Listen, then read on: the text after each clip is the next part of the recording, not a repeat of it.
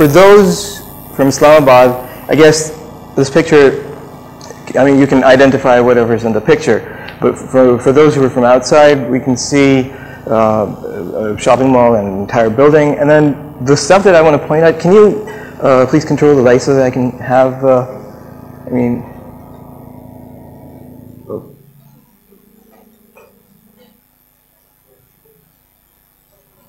never mind.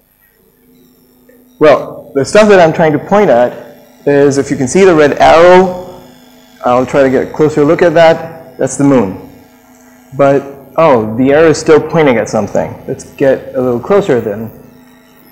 Okay, a closer look at the moon, but it's still pointing at something that we cannot clearly see. I guess we're looking, just try to think of it as if you're looking through a telescope. So we go even closer. Okay, but still pointing at something on the moon. We don't know what it is. What I'll do is I photoshopped a picture, and let's see how it would look had we been on the moon, and I'm going to show you. So there you are, standing on lunar surface, looking at the beautiful Earth, our planet. But what if I make you dream of something like this? I know, far-fetched, but why not dream about it? I dream about it. What if I take a few more steps forward and think of it a little more differently? Not just Pakistan's flag there, this, a rover. Obviously, something has to place that flag there. It could be a rover. But, well, it has an antenna, and what if it relays back Pakistan's national anthem from the moon? Would you? I dreamed of that. I dream of that. So how does all of this begin? Interestingly, I'll take you through this journey. We all know that people, even in the caves and everywhere else, well, they looked up to the sky and got inspired by looking at the moon and kept thinking, well, maybe there's this grandmother living on the moon, or there's some woman or witch or something. So moon's been playing a lot of, well, it's been part of our lives in novels and other stuff, poetry. Ultimately, as we move on in history, a guy named Abbas Abu Firnas in Iraq, he dreamed of, he wanted to reach certain heights. He thought maybe, well, even if the moon's that high, maybe I could just fly and go there. This picture itself is of the, what do you call that, motive of Rolls-Royce. They commemorated his intentions and his abilities. He was a mathematician, an astronomer, and a scientist. He failed many times. He even broke his limb. But then, even at the age of, if I'm not wrong, well, he was quite old, he still jumped off another building and managed to glide and not die. And that was back in 820 AD. And then, after approximately a century, Christopher Columbus traveled the ocean blue in 1942, or 1492, right? And, well, we all see that there was this dream, finding the route to the other side of the earth. And he dared to do what no one else was daring to do. He inspired people. He told them, we will survive. He told them stories. He told them there would be gold, there would be riches. And once they come back, we might just topple Isabella and Ferdinand, maybe, and be, the nobles of that time. The interesting part is that he managed to get a lot of ships and cross the Atlantic where no one had ever been. And then, years later, Wright brothers, they said, well, let's try and fly. And now we just take it for granted. Flight, we wanted to go to Karachi, we want to go to New York, sure. But, well, 1901, these guys dared to do it first. Had we not had airplanes, had we been in this era, we might have thought of them as crazy. They're not even dreaming, they're crazy. But, well, it happened. After that was 1901. Let's move forward to 1959. Okay, 10 attempts, 10 failed attempts during the space race between Russia and US. Both countries were trying super hard. Oh, we need to have military supremacy here. We need to have satellites in space. We need to have this and that, and we need to reach the moon. Let's see who reaches the moon first. 1959, Russia made it with Luna 2. It crash landed, of course, nothing else. But this was the first man-made object on the lunar surface. 1959. So if you try to, do the maths again, 800 AD, and then it took a while, but we made it. We made it to the moon. So the idea of maybe, thinking crazy about the moon is not so crazy at all. After that, Apollo 11, the famous footprint. Well, we set foot on the lunar surface. What happened afterwards, or what's been happening in between, that's all economical, and there's a lot of politics and global foreign policy stuff. But we made it in 1969. We as human, let's take it in the general sense, not just as Pakistani society. We in general. Okay, now let's be more specific. What did Pakistan do? I would want you to ask yourselves this question. I'll tell you this very interestingly. 1962, Pakistan, 1961-62, Pakistan had the first space rocketry program in this entire region. We were the first. No other country actually had. We were in collaboration with NASA, of course, but we were the first ones. Well, what happened in between? We're in 2014, is we're stuck with all sorts of space policy related paperwork, laws, legal matters. No, who's going to mine the moon? Who's going to do this? Who's going to do that? Are we even allowed to point something towards the moon? There are sanctions. Pakistan is facing a lot of sanctions. Still is. We have to just outlive it. But, well, this picture, I use it here specifically because I need to point at something, and I love it. It's a ripoff from the internet, is ask yourself, are you really here to do this? Are we really here to do this if we're there? Because then, definitely, there must be life out there. Then why not explore? Aren't we doing, hasn't this been done in the entire history? Columbus traveled, well, perhaps for riches and other stuff, but found life. And that's a key for exploration. And that's how you dream, and then perhaps you take those daring steps to do what you want to do. Okay, so how do you, oops, let me get back to that. How did they do it? How did they go from, okay, we're on the moon and stuff, but how did the people support them? Because if you do not get support, if I say, had I been there telling, okay, I want to do this and that, I don't know if I blew something, but I don't know if I wanted to do something and that, and you'd say, well, he's nuts. Wait, how are you going to do this? How did they do it? How did they convince their people? They used media. Spreading the word is the key. Cartoons, anime. It was early 70s. They let Japan do it. They let China do it. They let their own cartoon artists, designers do it. Let people inspire others.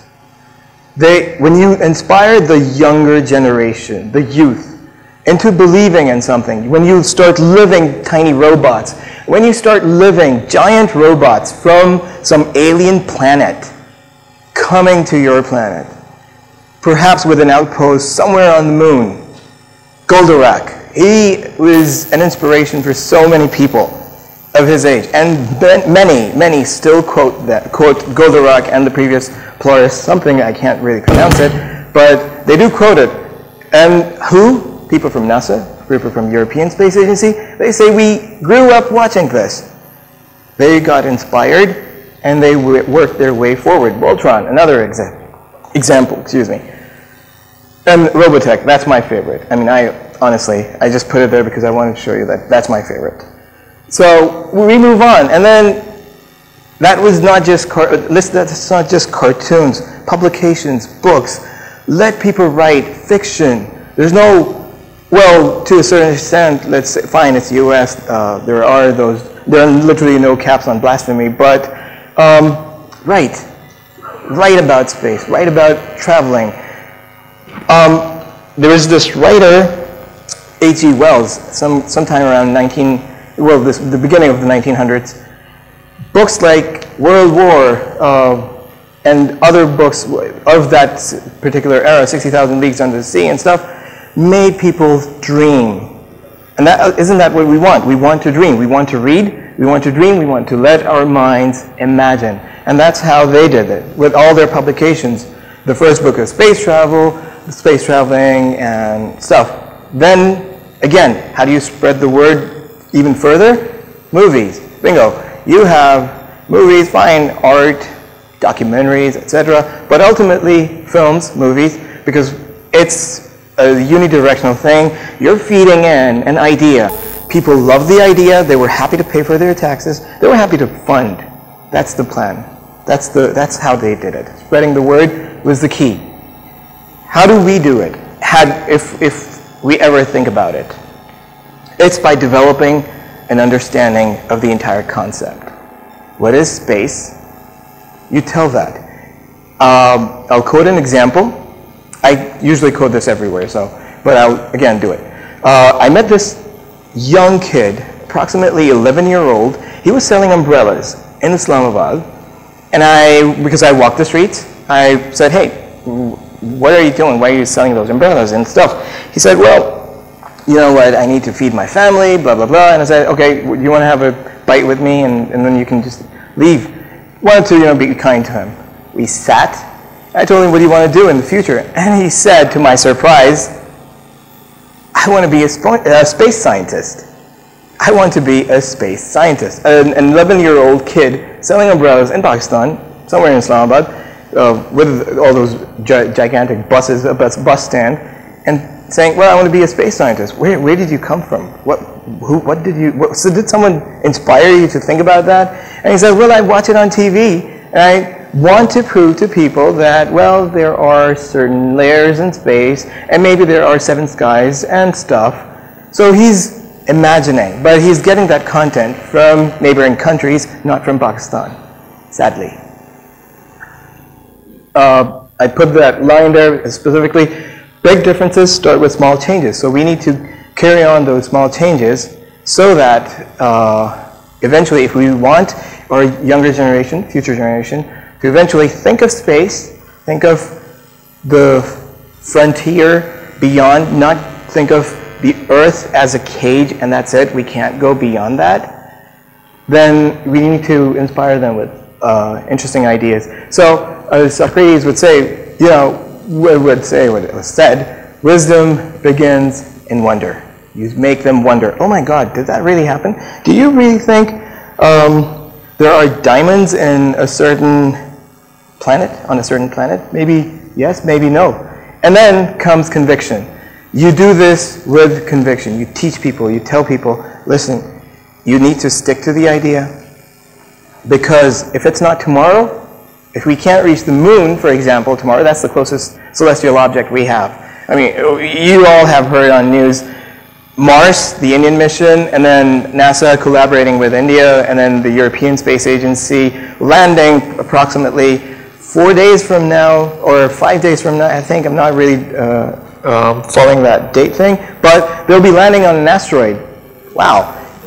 So that's conviction. They waited it out for 10 years. They launched that thing 10 years ago. We need to do that now. With conviction, we tell our children, obviously, they do what they like. If they don't like space, fine. If they just want to play with a guitar, that's their thing. Those who want to, you don't say, hush, hush, space? That's another career. How do you do it? Proliferation of space knowledge. Again, in Pakistan, maybe, we start with, say, radio, TV, websites. And you can even have content. Why content in English if someone cannot understand? It's just a way of talk, right? Why just English? Why not Urdu? Why not some other local language? Make it available. We have so many people saying, oh, we can't find jobs because we've done this in BA in Urdu, BA in this. Why don't you start translating content? Your stuff will sell. People will read. Do you really have to just stay to poetry? Well, it's obviously poetic to be on the moon as well, apart from writing poetry. So media, again, as an example, it could be television, it could be radio, it could be internet. Then annual events. You could have annual events, weekly events, daily events, to tell people, okay, here you go, young kids. There's an event going on sooner or later, which is called the World Space Week in IST. And, well, you inspire the kids. You tell them, make them do things, physical stuff, hands-on training, and they'll start loving it. Then, obviously, provide career guidance for those who want to pursue it as a career. And the list just goes on and on. Future for space for women. When it comes to women, I just remember that one of the girls I know, she was, what's the future? It's like, listen, let's forget about the future. Let me tell you that there was this woman named Maria Astrolabe. She was an Arab, a Muslim Arab, and she invented that celestial map that people navigating around the world used to use to navigate the entire world.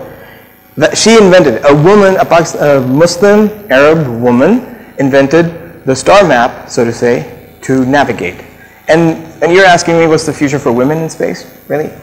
And then you need to obviously get into space laws, because when it comes to Pakistan, there are sanctions, honestly. There are sanctions. So if you ask yourself the question, hey, why did we not launch something into space for Mars? Are we really that behind them? That's not true. There are sanctions. There are legalities. We're in a world. We need to interact with the international community, so there are rules and regulations that we have to fit in. There are books, there are magazines out there, but they're not being read. One of these science quizzes has just been closed down, not recently, but has been closed down. I don't know about Global Science. They might just close it as well. People have stopped reading. Why? They have weird content to read about, strange content to read about, political content to read about. They're not interested in space because nothing is inspiring them. The youth can be inspired. So what we've done is we've teamed up.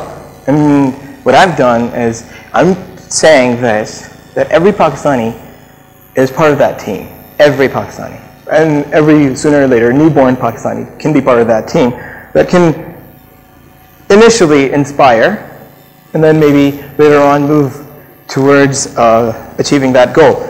These are some of the people, and I happen to have started with our team members Pakistan's first radio space talk show.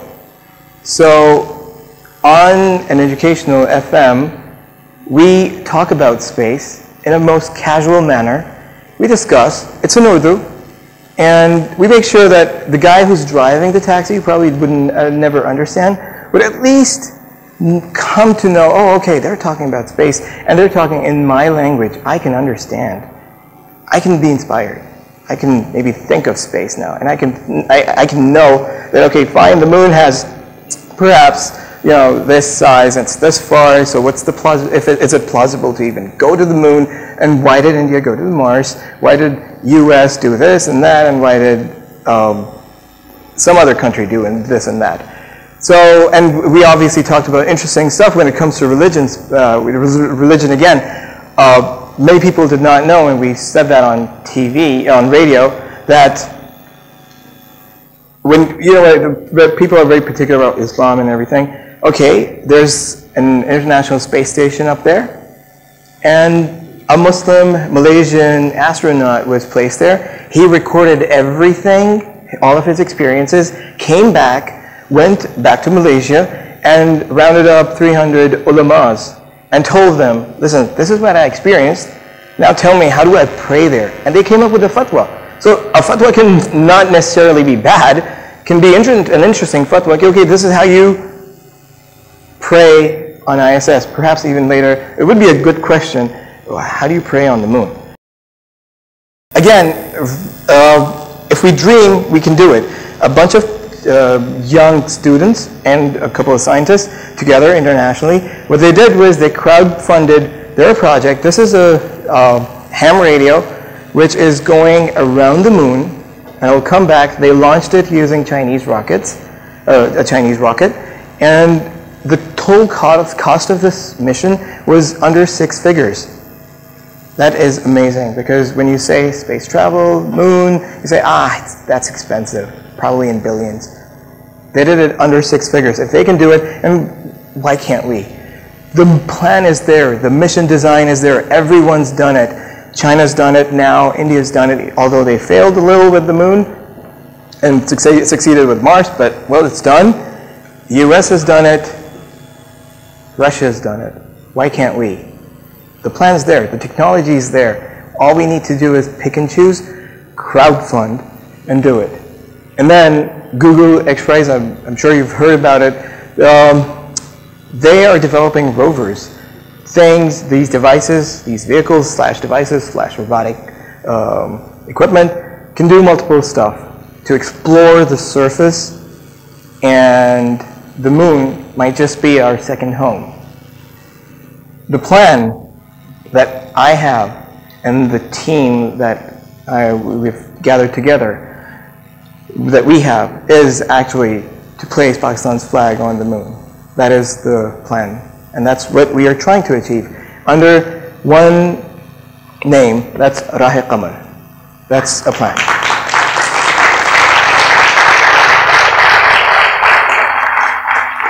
So we dreamed, we dared, and we'll do it. Thank you.